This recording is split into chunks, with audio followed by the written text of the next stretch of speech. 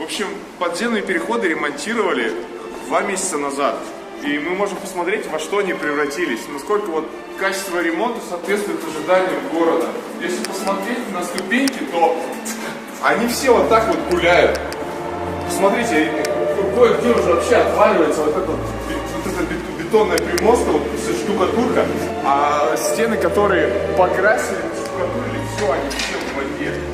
Это прошел месяц сейчас, начало октября, в конце сентября, в конце августа закончили работу. Все поплыло.